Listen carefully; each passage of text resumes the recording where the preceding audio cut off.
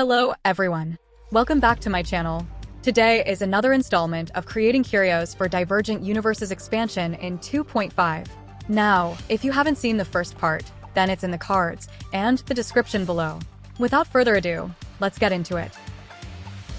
Okay, time for the first one. If you want to read, then pause it, but it'll stay in the corner while I talk about it. So, this is Ingenious Elixir, which when characters following the path of nihility use an ultimate on enemies, they gain asphyxiation. Now, what does asphyxiation do? Well, it reduces their defense by 24% and increases damage taken by DOTs by 32%. Now, here's the confusing part.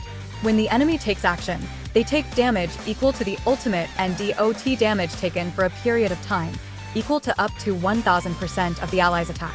Now, why isn't there a DOT weighted curio yet? And Acheron doesn't have the best one either, so this can work with both DOT and ultimate damage, so it's a strong hybrid curio. Okay, on to the next one. But before that, really quickly, if you like these kinds of videos, then maybe like and subscribe. Also, tell me in the comments your ideas and suggestions, and I'll put them in a video. Okay, back to the video. So, next up is Plume of Euphoric Hope, which helps imaginary and fire characters deal more follow-up damage. When these characters deal follow-up damage, the character gains Elated Promise. The next time they deal follow-up damage, Elated Promise is consumed and increases the follow-up damage dealt by a certain amount dependent on the number of enemies hit.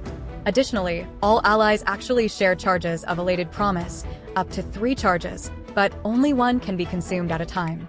One enemy hit will boost the follow-up damage by 100%, 2 or 3 enemies by 60%, and 4 to 5 enemies hit by 40%. Again, there are such major character tropes that were overlooked when designing the weighted curios, so why not make one which can be used by Topaz, Dr. Ratio, Himiko, Aventurine, and more. Anyway, that's about it for this one, so let's move on to the last one of this episode. So last but not least is Breakneck Slumber. Now, before I explain this, I wanted to say why I made this curio first. Now, like with the previous episodes, I made a weighted curio called Shuhu's Machinations, which affects Harmony and Abundance characters, an odd pair. But the same is with Quantum and Imaginary, but their weakness breaks both do similar things, which is why I wanted to pair them together.